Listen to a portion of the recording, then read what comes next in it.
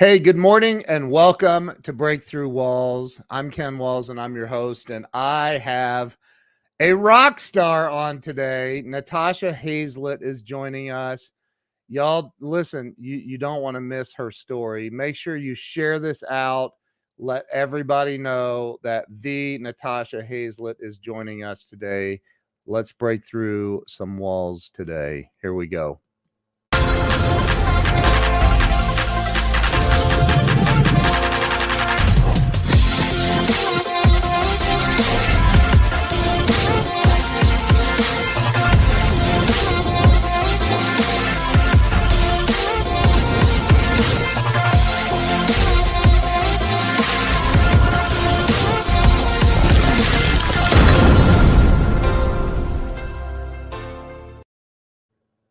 And we are back. Let me bring Natasha on.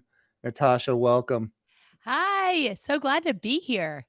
I am so excited to have you here. My goodness. It's been a while since I remember I saw you, I think with Ray Higdon. I believe that's where I saw you. Or maybe it was something with ClickFunnels. I don't remember, but I remember going, oh my gosh, her energy is off the hook. I love this woman. I want to have her on my show. And that was at least 2 years ago. It And was a while. I mean, we started you reached out to me and I believe that divine timing is perfect timing. So apparently we're here right when we need to be, but I am so excited and honored to be here, Ken. oh my gosh, the honor's mine. So Natasha, this is about it's called Breakthrough Walls. It's about getting unstuck in life, and I know you're all about that. So let's start with telling everybody where you were born and raised. Born I was born in Greenwood, Mississippi and raised in Memphis, Tennessee. Wow. I the accent, I would have thought maybe New York or something. Oh my gosh.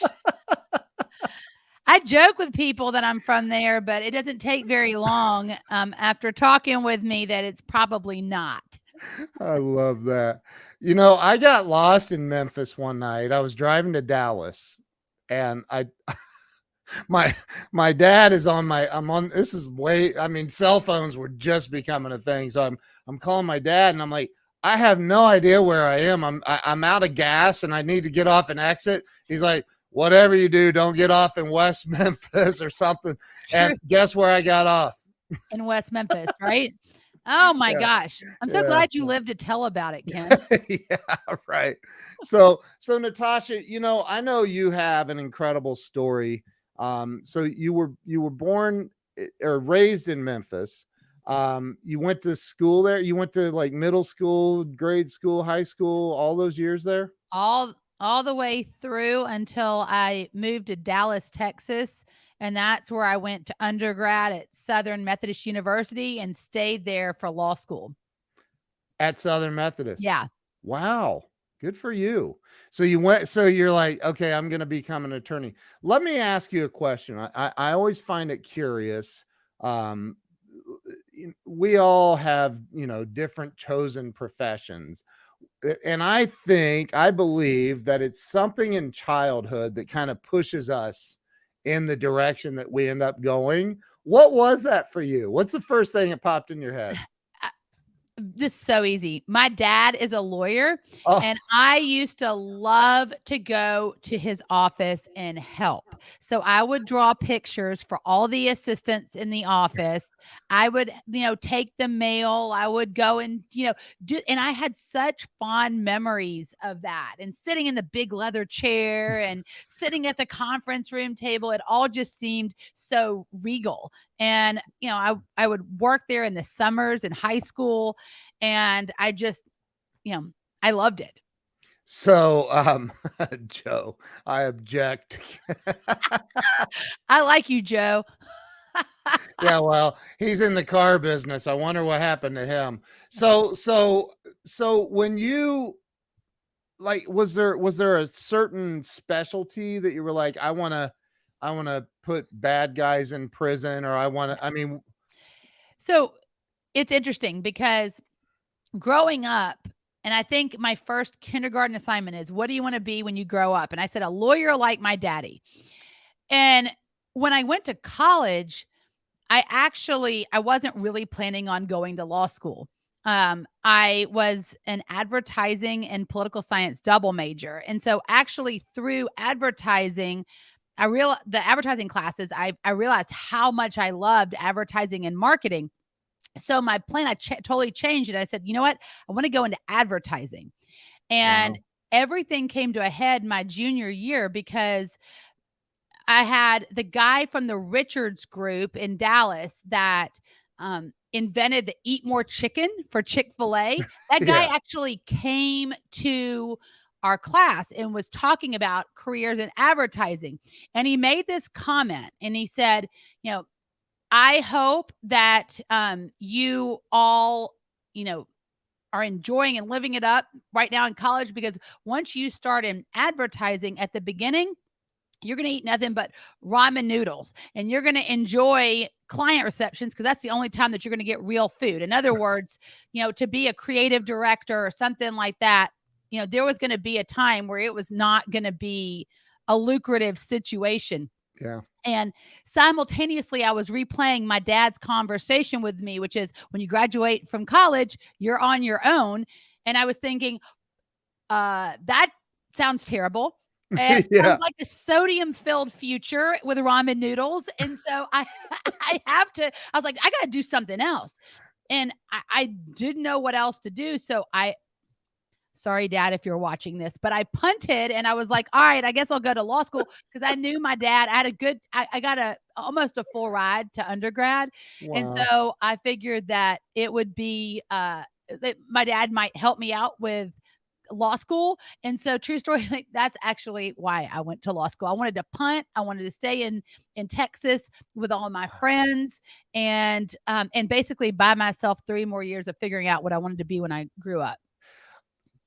Go back to the guy, the Chick-fil-A dude. Like, first off, he's got to be the king of one-liners. I know, right? Like, Like, brilliant mind. is Yeah. he? I mean, because that seems like, dude, you woke up one day and had a lucky idea. Come on.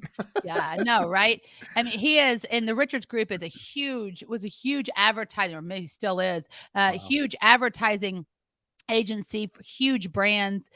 And yeah, that really shocked me. Yeah. I mean, here I am thinking, and obviously Mad Men wasn't out or anything like that, but it was, I thought that I was going to be able to have like a reasonable situation. I mean, let's face it, I went to SMU, right? Like, and I like nice stuff. Yeah. So Yeah.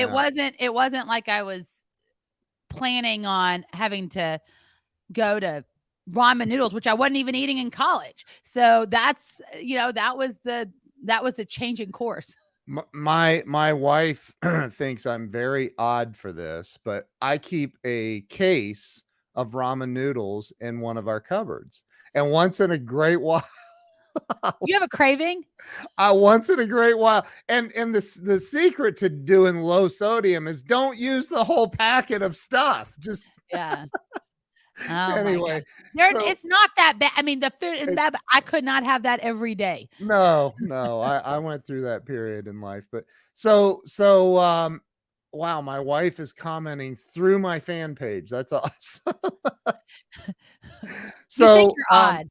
yeah. So you graduated from law school, and knowing your personality, you had to have been at the top of your class. No. I was No? right in the middle. I was right in the Oh, middle. Look, I mean, I was, they joke. I probably shouldn't repeat this joke, but it was that I think it's the A students become the judges, the B students become the professors, and the C students make all the money. So, I was not in the top of I was not in the top. I was in the middle, and I was good with that.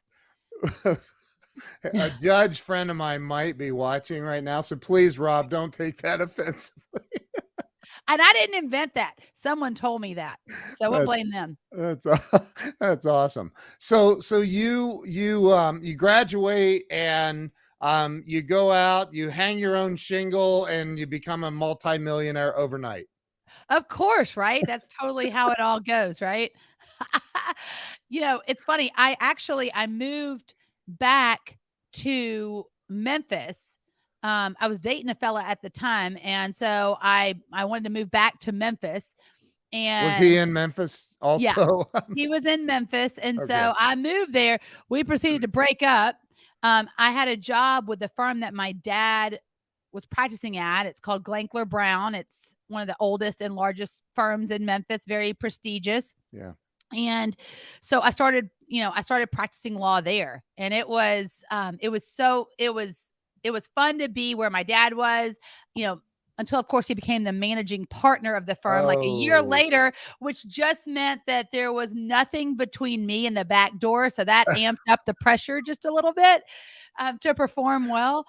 But, I eventually found myself practicing in estate law, estate and trust, Wow. probate, all that stuff, which is actually what my dad does. Wow. But he does all the high net worth wealth planning. And I would do a little bit of that under his guidance. But ultimately, I liked a little bit of litigation. So I found myself doing a lot of will contests. Wow. And so that was fun. And so how long did that, and the judge I mentioned, he was a probate judge. So My dad is a special probate judge. I love probate judges. They're awesome. That's awesome. Yeah. So you well, he's not anymore, but anyway, my buddy. But so you, how long did you do the law practice thing? Let's see. So I graduated from law school in 2004. And so I was practicing in Memphis in 2009. My husband had back in 2006 said, "Hey, why don't we move to Boise, Idaho when we get married?" That's a whole other story. But I ended up going to Boise and ended up establishing knew no one. Oh, Established an estate planning practice. The firm hired me to start an estate planning and probate practice. So I did. And so I did that all the way until August of 2012, when I walked in to the managing partner's office and said, I need to resign. I need to go full time in business with my husband. He knew about our business. And he said, well, I'm inclined to not accept your resignation. And I was like, I have not practiced the response to that in the mirror. I practiced like every other scenario, but not that. And I was like, okay, what do I do now? Quit thinking. And he actually offered me an of counsel position. Oh my gosh. And so I am still of counsel with the firm now. It's called Johnson May now, formerly Angstman Johnson, now Johnson May in Boise. And so I'm so licensed to practice in Idaho and Tennessee, and in Mississippi. So so I'm not gonna give up my law practice. And Rich loves having a lawyer on the team. Like my husband, he's like super valuable to have a really in-house lawyer. Right. Just in case you need to plan an estate or something. or write contracts or all the things. Yeah, right. So you now, what, do you live in Boise still? No. So in 2018, we've been planning on going back down south because all of our families in Tennessee. And so in 2018, I got pregnant with twins.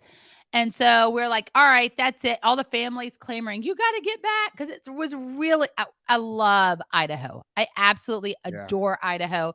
It's my second Idaho. And I go back several times a year. We got tons of clients there. Yeah. But I want to get back home down south. And so November, actually this month, 2018, I moved. I was like 6 months pregnant with the twins. And we moved with our daughter, who was 3 at the time. And we got settled, because why not have massive life-changing situations all going on at the exact same time? At 6 months pregnant. Yeah, with twins. Wow. Holy smokes. So I saw a video of you and Russell Brunson on together on what was he using? Google Hangouts, I think. And it was it was first off, he still looks like he's 12, I but know. then he looked like he was like 8.5. Oh, Russell's so awesome. I We love him. have been friends for a long time. Did you unearth that video? That was a while ago. It's on, yeah, it's on YouTube. I just because I'm like, I know I've seen her with Russell. Robbie Summers is a really good friend of mine. Oh, love And Robbie. oh my gosh, Such a good guy. matter of fact, he made this and sent it to me. Oh, that's awesome. I He- just saw he created some, I think it was like a pin or something. yeah. Oh yeah, Just yesterday he was posting it on Facebook. Yes. he made that too. Yeah, Gifted. the guy is, So gifted. and he's intense. Yeah. He's got an incredible story. Oh, I know. He's Yeah. incredible. So you in 2018 you moved back to Memphis. I love the way. Nashville, actually. Nashville. Oh, We ended up Nashville. this time. So we're actually Oh. 30 miles south of Nashville and Franklin. So our family lives in Memphis, Got it. and we decided to go a little bit further east Yeah. in Franklin, Tennessee, which we love. It's It's only beautiful. 2.5 hours from Memphis, and Yeah. it's 30 miles south of Nashville. So it's like the perfect place. It really is a wonderful area. It's a wonderful area. So I thought for some reason I thought you said Memphis, but so you're in Nashville for Right. all Yeah. intents and purposes. Right. Yes. So, which is also one of my favorite cities. I love Nashville. And so then you get there and you had the babies. So what's so funny is, so you're talking about Russell. I remember in the summer of 2018, Russell sends me a message, or sends me a Voxer message, and he invites me to speak on the stage at Funnel Hacking Live. And I am just ecstatic. Like, this is like dream gig, right? Hey, I Right. get you on stage, talk to people in front of 5,000 5,000 entrepreneurs. I'm like, are you serious? Of course. I cannot wait. Right. I say yes. And then I start thinking about it, and I'm like, I should probably tell him I just found out I was pregnant yesterday or 2 days before. Yeah. And so I sent him up a message, and I'm like, Russell, guess what? I'm pregnant. And he knew he knew our fertility journey. Yeah. And so, and he's like, yay. And I'm like, and, it's twins. And he's like, yay. Cause Russell has twins. And, and I said, and, our due date is like 1 week after Funnel Hacking Live. He's like, yeah, what? And I'm like, don't worry. I swear to you, I will not give birth on your stage, and I will be there, and I will not flake out. I'm like, I don't care if my husband has to wheel me up there in labor with the twins. I don't care. I am not going to miss this opportunity. And I said, oh, and P.S. He goes, but it's in Nashville. I'm like, oh yeah, did I mention we're moving to Nashville in December? And he's like, what? Because Russell's in Boise. We were in Boise. And so here I am, like, telling him all these life changes. And I told him, I said, Russell, here's the thing. There is no coincidence that God has aligned this to where the only place in the world that you could have hosted Funnel Hacking Live where I could actually participate would be in Nashville, which I happen to be moving to 2 months before. I'm like, this is a divine thing. I am absolutely going to be there. And God bless him. He believed me. He had faith in me. None of my doctors believed that I was going to be up on that stage. No, he believed me. He did. He had faith in me. He knew that I was going to, he said, I've got a strong will. And so, all the doctors, it was so funny. All the doctors were like, when I would say, hey, I've got this really big speaking engagement, I'll be 36 and a half weeks pregnant. You think I'm going to be good? They're like, no, you're not. You're going to either be like postpartum, or you're going to be like in labor, with twins. And Oh my. I was like, look, uh, forget you. And I move on next doctor. Like, and Wow. it wasn't until my final OB that she was like, look, she's like, I'm going to, I'm going to say that I would love to clear you. And she's like, come in on Monday. The event was on Thursday. And she's like, we're going to see. She said, but I bet you can do it. And so, Oh sure my enough, God. I got cleared on Monday to speak on Thursday. Did I speak on Thursday? No, 72 hours later, I gave birth to the twins. Oh my gosh. Are you kidding me? Oh no, it was so fun. It was so good. And I got The- we got Richard and I went on stage to get our 2 Comma Club award the day after I spoke because I was like, Richard, Richard was like, Natasha, we're good. You're off stage now. If you need to go into labor, you're good. I'm like, no, I'm not. We got to collect our 2 Comma Club award on stage. I'm like, no, these babies. I was like, babies, you got to stay in. Mom and daddy got to get our awards. So there I am, like, 48 hours before I'm giving birth to twins, like collecting our first 2 Comma Club awards. So oh my goodness. That is so funny. And you're like, you said, I'm talking to the babies. You got to stay in. yeah. Oh gosh. I mean, it was Oh. it was intense. I had my first start of contractions the night before I spoke.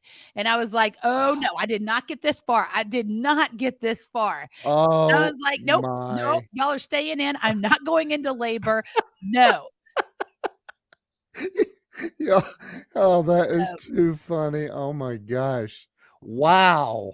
So there has to be pictures of you pregnant on stage at FHL. oh, it's so funny. I mean, I look like enormous and I had huge swollen tree trunk legs. Like it was so bad. You know what I did is that it was at the Gaylord Opryland, which if you've ever Oh, been in there, it's like a mega resort, it's right? it's my favorite hotel in the world. Especially during Christmas. Yes. It's Oh, absolutely amazing. Well, it's huge to walk through. So I called them and I said, "Do you have anything?" Because like I'm not gonna be able to walk.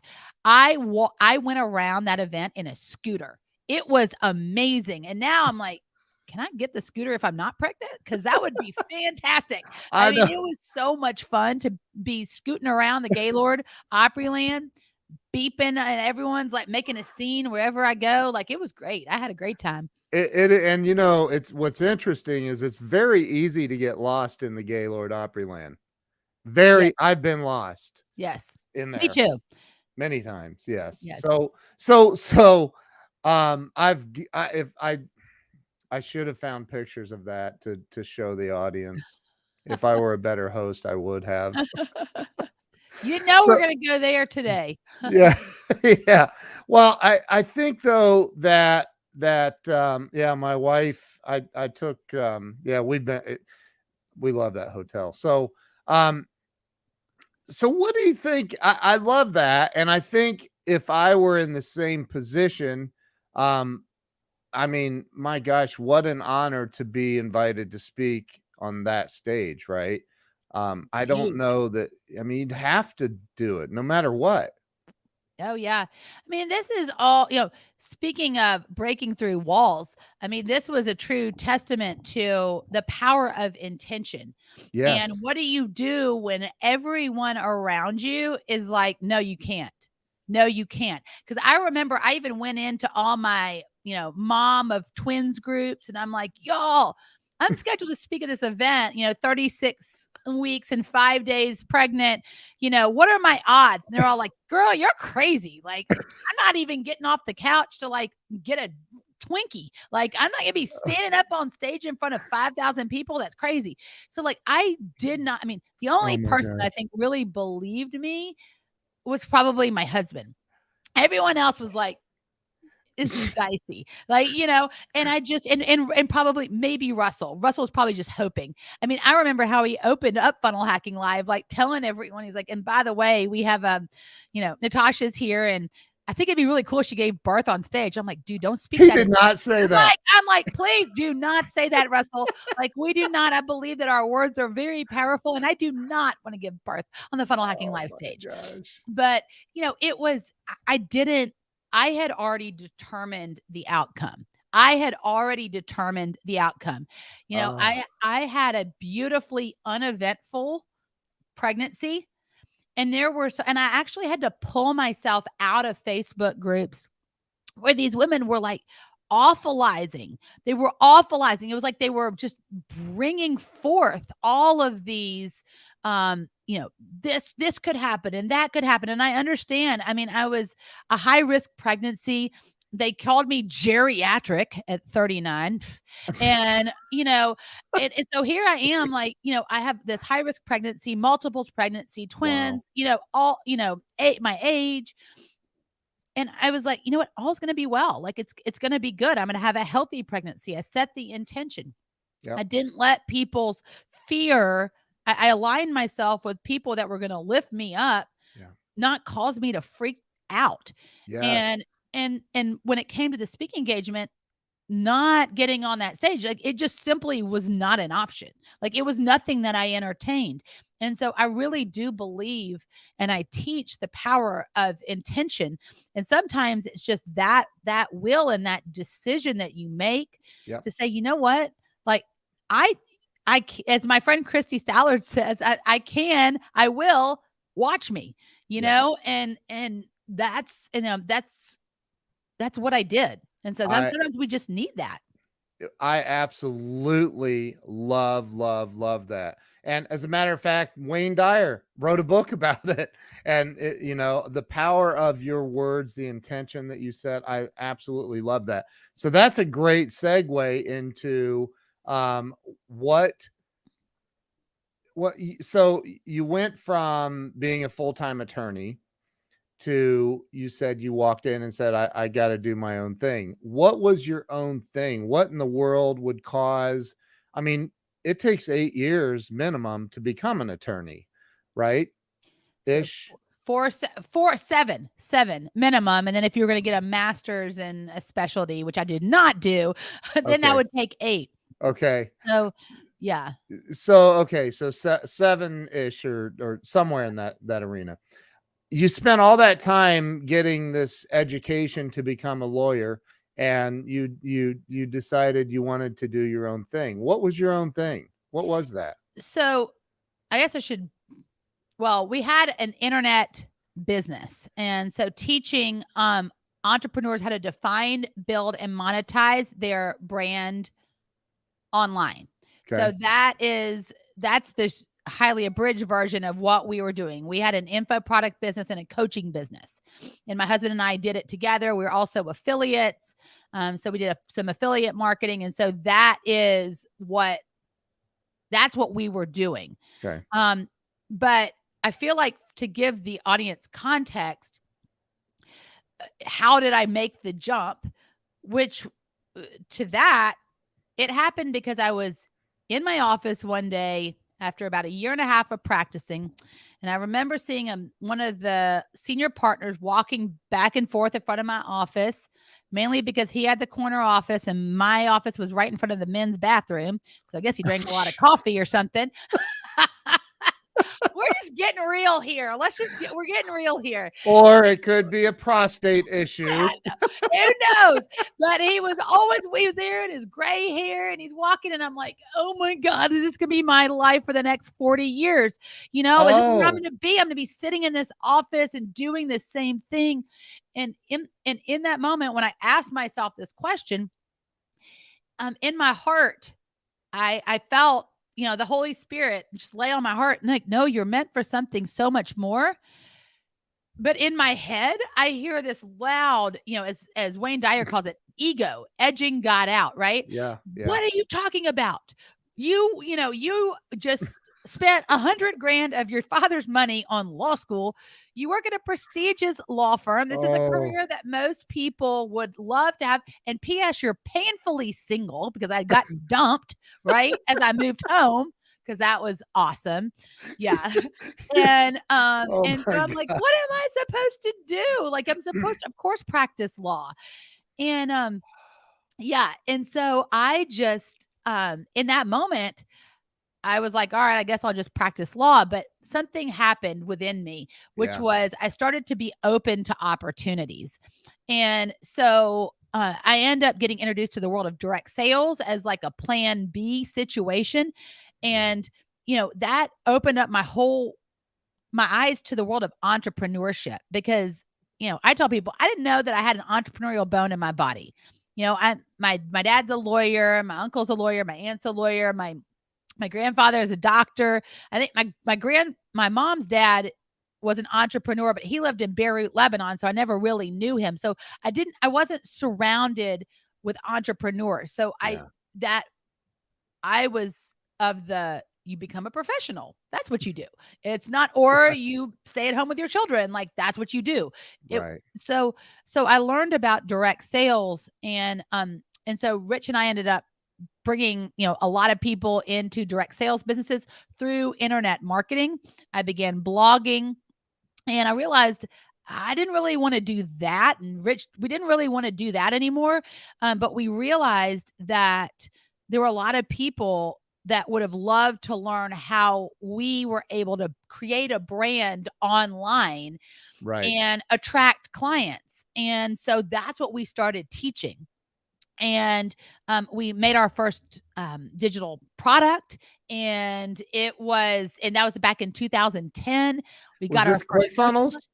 No. Oh man, this is way pre-ClickFunnels. Yeah. I mean, wow. we were like coding stuff. Like it was just like a Frankenfunnel. I mean, it was a merchant, a gateway, a shopping cart. We're copying and pasting other people's HTML code to try to make these sales. I mean, it was rough. I mean, pre-ClickFunnels sucked. I mean, I'm just telling you. I mean, people think building funnels is hard now. You have no idea. I mean, I remember when Russell told us in October of 2013, he actually spoke at our very first live event in Boise. And we went out to lunch with him right before the event, and he's sketching out what ClickFunnels is on a napkin. I'm like, dude, if you can do that, it will revolutionize everything. I'm like, I'm so excited. Hurry up, launch it. We're in. So so that's what we were. So that's really kind of how we started our business. Really morphed into teaching people how to define, build, and monetize their authentic brand online. And we were working with coaches and speakers and authors and network people that were in network marketing, direct sales.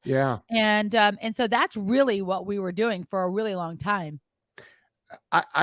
I'm curious when you decided that you were going to leave the permanent position as a lawyer, and your dad was the managing partner, you said? I don't remember. Was he? At the time? Well, this was in Memphis. So I actually left in Boise. Got you. But my dad was not thrilled. I mean, I want to know, what was that conversation like? Not a good one. Not a good one. He's so sweet. I mean, my daddy is the sweetest man ever. And I am definitely a daddy's girl.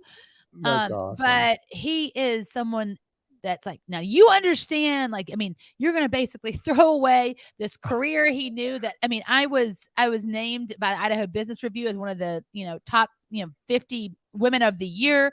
I was the chairman of the Idaho State Bar Estate Planning and Tax and Trust section. Like, I had built a really solid name for myself, which was really kind of defying the odds. Because here I was, this person that I had no ties to Idaho. I just came in like a marketing hurricane. Developed relationships and built this estate planning practice. And so he's like, why are you throwing all that away? Like, what are you, and to my dad's credit, he represents high net worth individuals and businesses. He does, the sales of huge companies, and he understands the risk inherent in being an entrepreneur.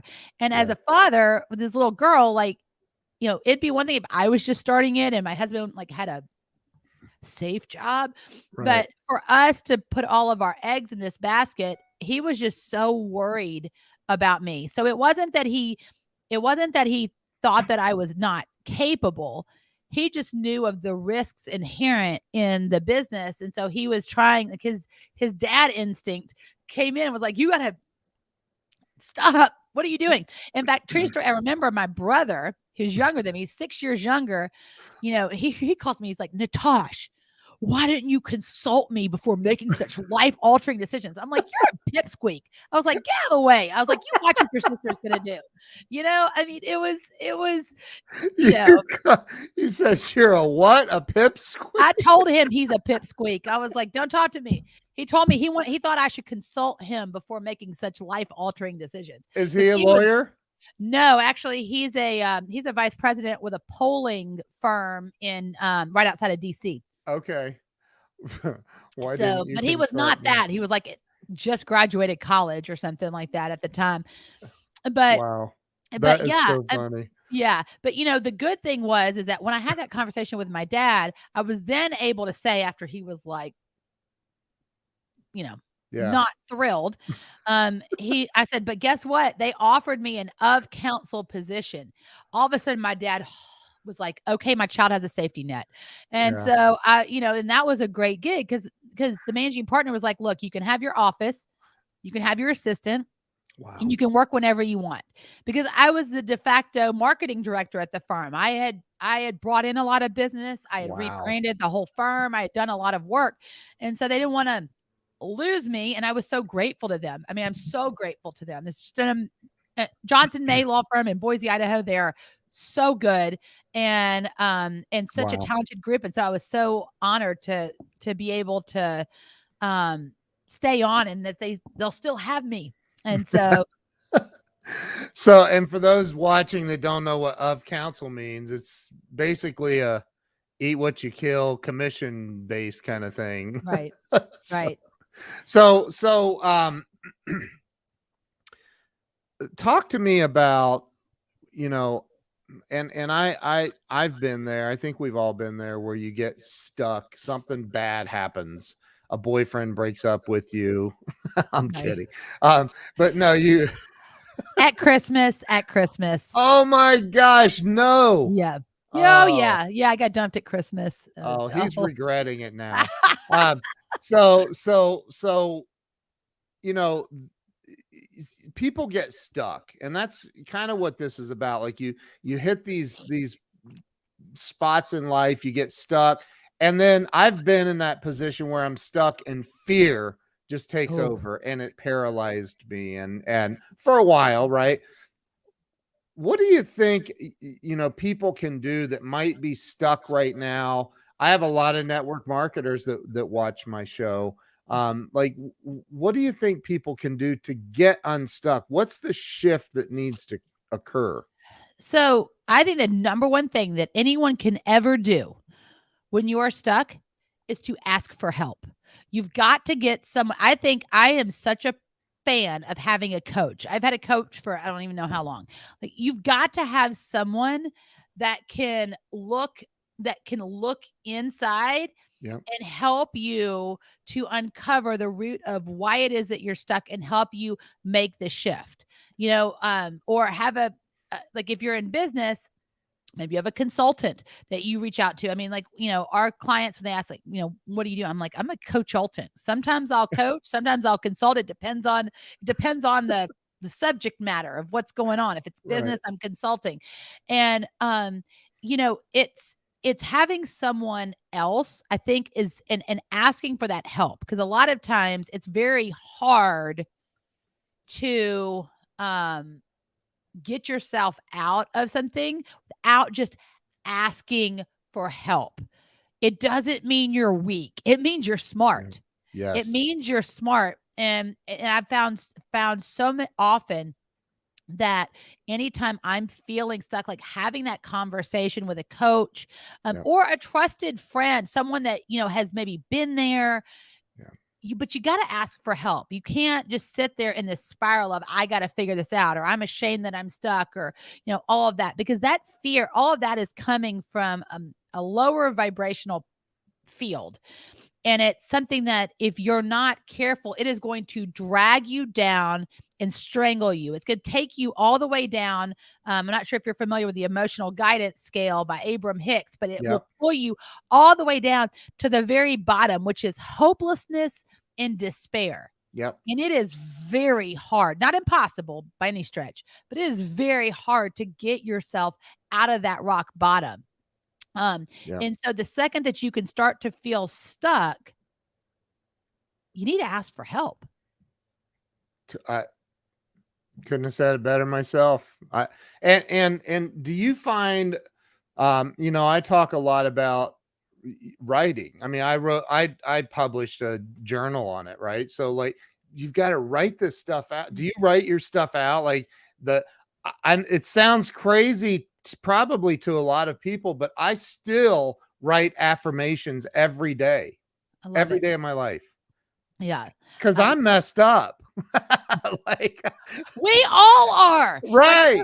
It's not like, okay, because that's one of the, I think the biggest misconceptions when you see someone that has, a popular podcast like you do, or you see me speaking on stage, you've got this, like, a lot of people will get this false notion that like we have it all figured out. We don't have it all figured out. And it's this. It's this. The question is, Right. do you have enough development in tools so that the lows aren't catastrophic, hitting rock bottom every time? Do you have the ability to regulate and you've got to have tools, you got to have strategies in order to get yourself out of there. And there's never going to be a time where a dark, lower vibration is not going to be trying to pull you down. Yep. I mean, not to get all into the spiritual realm, but to get in the spiritual realm. All right, can we go there? Let's roll. Okay. So I believe that we are in the midst of a tremendous spiritual battle. Mm-hmm. And now more than ever before, I mean, it's always existed, but you're starting to see it massively amplified. Yep. And we know that there's a source of light and dark. We know that there's, high vibrational energy, lower vibrational, good, evil, all the things, right? And so, and evil is, the source of evil is known, and for those that follow the Bible, it's the father of lies, right? And so the great deceiver. So this is always going to sneak in to your day-to-day life in the form of these unhelpful statements like, I can't, I never, I always. And in those moments, and those are the things that end up getting you stuck, because what will happen is you're not sure what to do next. Yeah. And so then what happens? Well, you can't ask for help. You'll look foolish. You need to figure this out yourself. And it tricks you into staying stuck versus doing the things that you need to do to get yourself out of that plane. So for me, like a lot of times when I'm stuck, I'll open up the good book. I'll open up the Bible, open up a devotional, listen to a podcast, listen to something that's going to fuel me. It's not a coincidence that you end up getting this nugget will drop. That's this right. One sentence, this one song, this one verse, this whatever. And it's like this answer that you need, but you got to be seeking in order to find. I think that people, I don't know if you know who Chris Widener is, but I just had Chris on. He's a friend of mine, and I asked him this question. I loved his answer, and I ask this on every show. What do you think keeps people stuck? What keeps them from like? There's too many people that think money is like having money is a bad thing, and so they. And Chris was talking about your thermostat, like your thermostat set at a certain level, and you've heard that analogy. Oh, yeah. And I love that analogy. I think people have a I can't make millions, or I can't achieve this, or I can't what do you think keeps people there? What is keeping them stuck where they don't? Like Grant Cardone said to me one time, dude, when you're going through hell, stomp on the gas. Like, Grant. I love Grant. I just watched him on that Undercover Billionaire show. And I guess I never realized that he was from Louisiana, and that all of a sudden it all made sense. It all made sense. I loved his accent, the whole thing. I mean, it's great. He's a great guy. Yeah. So, what do I think that keeps people stuck? Usually it's fear. Fear is the greatest tool of the deceiver. It is the greatest, single greatest tool that keeps people down. It keeps people scared. It keeps them from fulfilling their callings, their assignments here. It is such a powerful tool. Look at what's happening in our world right now. Insanity is happening in our world right now. And what is it? What is fueling this? It's fear. It's fear.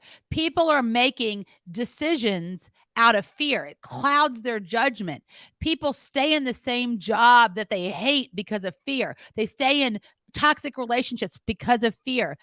They stay in in towns that they've long since outgrown because of fear. They don't take risks because of fear. It's the single greatest thing that actually keeps us from, I believe, fulfilling our destiny. And so learning how, that's why I love breaking through walls, which, so many times it's the fear barrier. That's what it is, which is why I'm so passionate about teaching people about how to step outside of your comfort zone, how to break through fear. It's when I say be fearless in my book, I'm not talking about like that it's the absence of fear. It's being able to master the fear. We're going to always feel it. I feel it and I freaking do it anyways. That's where you allow your faith. It sounds so trite. And I do total like training sessions on this, but it sounds trite. Letting your faith be greater than your fear. But that's our biggest weapon. That is our biggest weapon right now is faith and our abilities to do the things that are placed on our heart. Yeah. Right. I mean, I think that's really the biggest.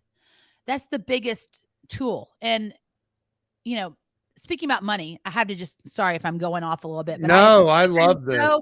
This is like, I'm just so passionate about this and sharing this with people. I believe that abundance is our birthright. I was just talking with my coach yesterday, and we get into all the spiritual things on my sessions with her. And, a lot of people believe that poverty is holy.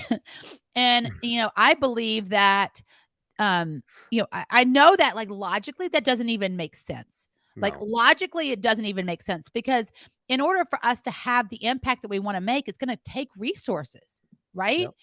And so when the focus is on doing good in the world, the focus is on making the impact in the way that you feel like you're like divinely led to impact the world, then you know what? We got to let the abundance flow. We got to let the resources flow in. We can't, and they're available. That's the thing. It's available to all of us, no matter what is in your bank account right now. I mean, I did a whole talk at our summit, multiple talks actually at our last event, showing the different places, like both, whether you're a law of attraction kind of person or whether you're a scripture person, it's replete. We have limitless abundance available to us, but we got to start tapping into it that we can make the impact that we're here to make. I saw a post by Grant yesterday. I think I shared it, but he says this is so true. And I want you to talk about this. The people that, again, we're masters, the human race, not just you, me, everybody has mastered this. And that is making sense of or rationalizing, justifying being broke, being in a bad town, being in a bad relationship. We're masters at rationalizing that and just staying there. Right. It's maybe it sucks, but I'm familiar with it. So what is that? Oh, I think that, it's a defense mechanism and it's a tool to keep you Yeah. in the same place. That's the fear barrier that's Yeah. talking, Yeah. right? And I also think that it's because we are so obsessed with figuring out the how. If we can't figure out how, then why even bother? Like, why even bother? Because then we're going to feel like a failure, right? Yeah. It's when we have this fear of failure. It's keeping us back in that safe zone. Yeah. And you've seen that, like that meme everywhere. It's like, this is your comfort zone and all the good stuff happens out here. It's true. Like, I'm here to tell you, it's absolutely true.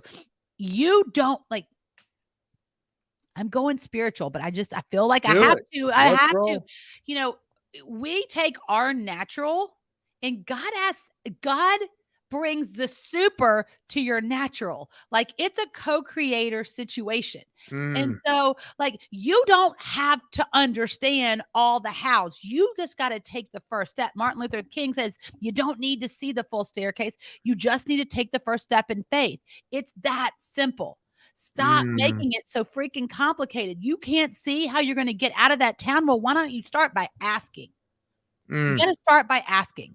I want to do this. It's like, ask and ye shall receive. Yep. Seek and you will find. Knock and doors open. And the reality is that it is that simple. It is that simple, because now you're taking that step.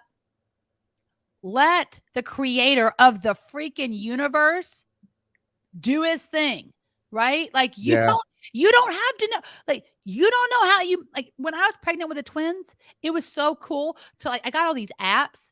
Cause, like, at the time, like, that I had the kids, there were like tons of apps, right? Yeah. And it was blowing my mind. It would be like, all right, you're like, 17 days in. Well, the, lung cells are being created. And I'm like, what? Like, lung cells? Like, I don't know how to make lung cells, right? Or it's like, right now, all the cells are separating into, what will become the skeleton of the baby and the skin. And I'm like, you mean to tell me that the God, the creator, the source, whatever you want to call him, that created that process,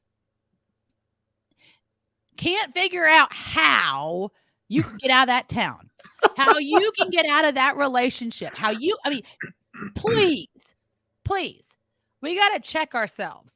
We got to check ourselves, and we got to remember that we got to do our natural.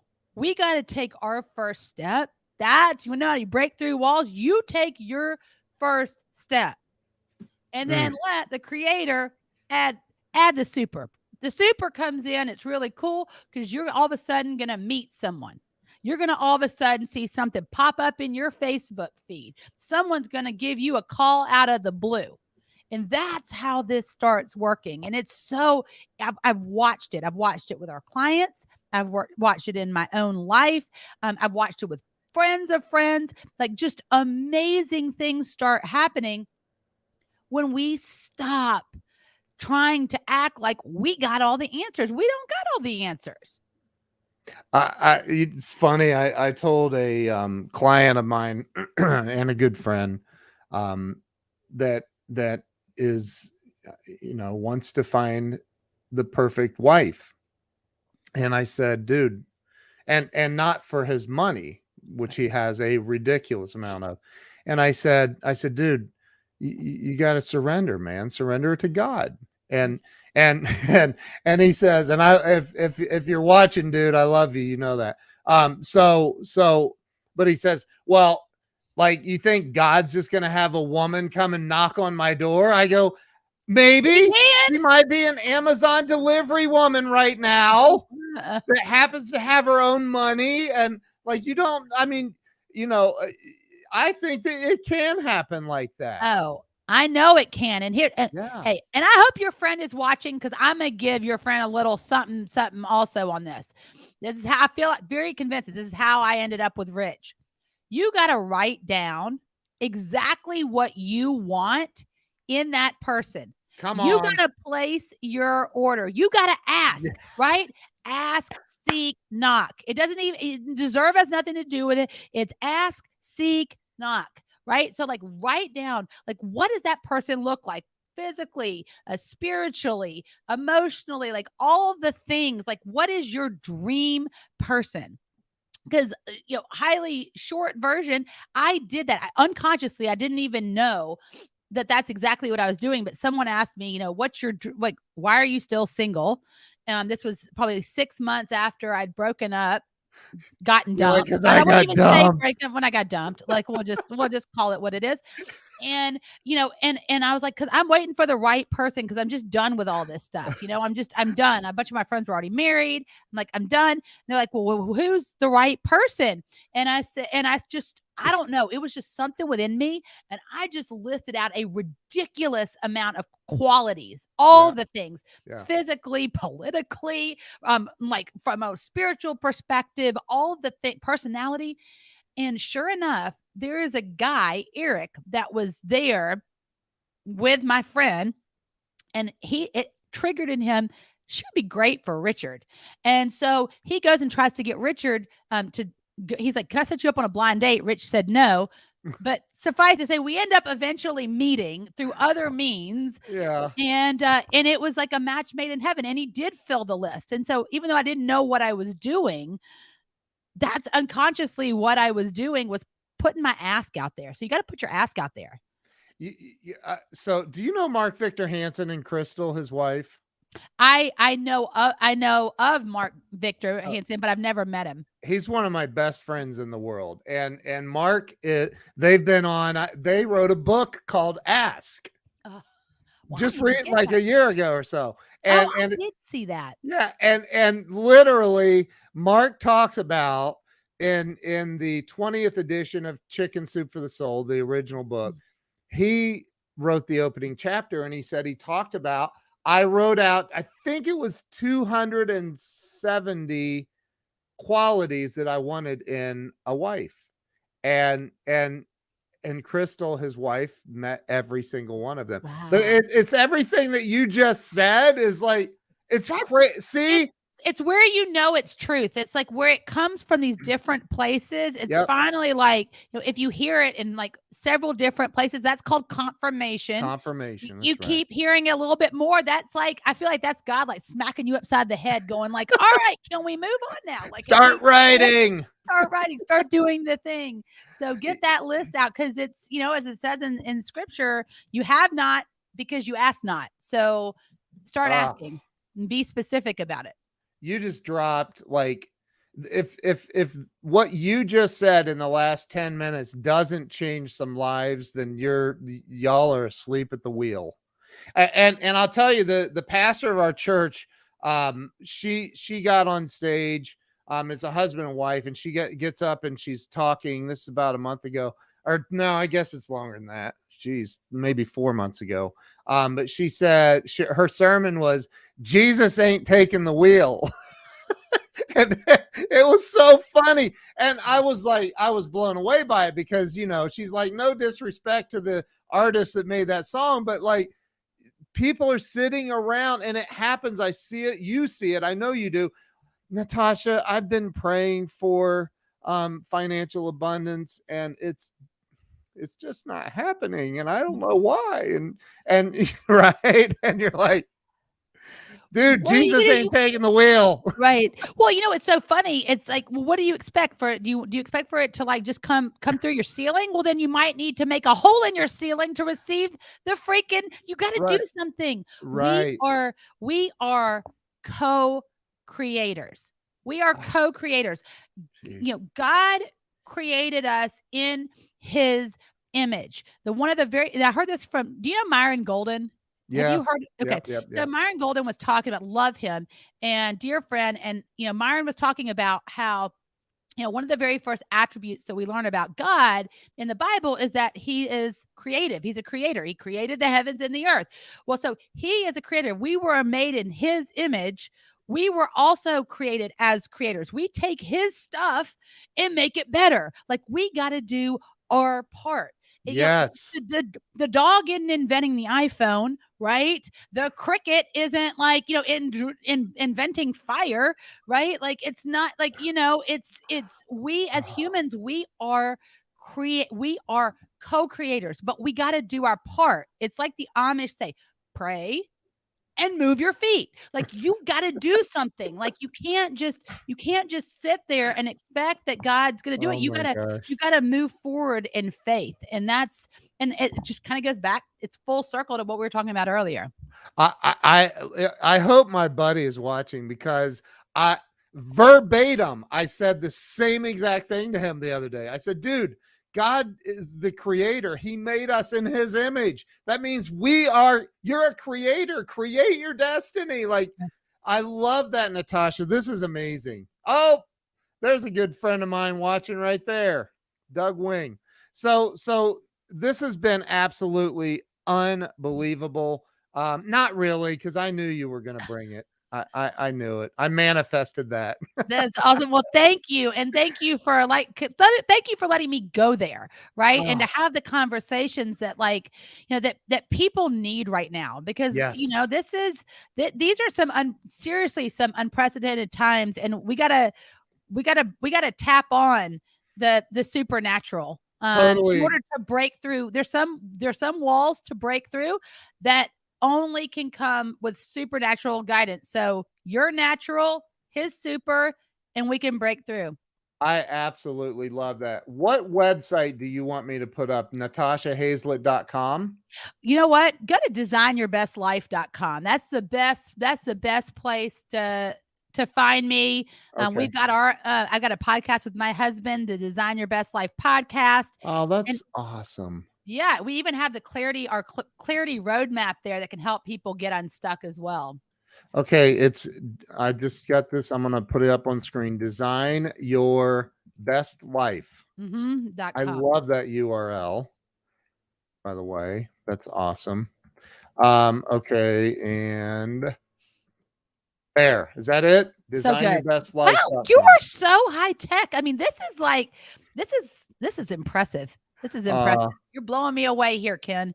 Well, thank you. This is what I teach. This is what I do. So, Natasha, you are amazing. I want everybody to follow you everywhere. Like, go to Design Your Best Life. And I was typing, you said you have a free something there? I have a clarity roadmap. And so I've got this little template that has got some questions, and it's something that I've been using for years to help our clients figure out what is the next step, not all the steps, the next step that you need to do to get clear on whatever it is that you have questions about. And would somebody type that in the comments for me, please? So it's clickable from the live stream, because obviously my banner's not clickable. I'm not that high tech. So please type that in for me. But so where's the best place for people to follow you, like on social media? Find me, Natasha Hazlett. That's the best. That's honestly the best place to find me. Yep. Natasha Hazlett. How's your Instagram game? It's so bad. It's so bad, Ken. We're working on it. And by working on it, I mean, I got to go and buy some courses and figure out what I'm doing, because I'm just not an Instagrammer. Oh my gosh. That's so funny. I love your transparency. We can't be good at all the things. I'm used to Facebook, and so now I got to start learning about a little Instagram. Yeah. Well, Natasha, you're amazing. Thank you. I'm going to talk to you about something here in a second. I have an idea for you. Anyway, so listen, I want everybody to go follow Natasha everywhere. Well, start with Facebook, because it doesn't sound like Instagram's happening yet. But anyway, so everybody go follow Natasha. Natasha, thank you so much for being here and sharing your unbelievable, just a lot of wisdom. Thank you. Thank you for having me. This has been so fun. It went fast. I can't believe we're at an hour. We're over time. I know. It's crazy. Wow. All right. Thank you so much. You guys have a great day. Natasha, hang tight. I'll see you in just a second. Thank you, guys.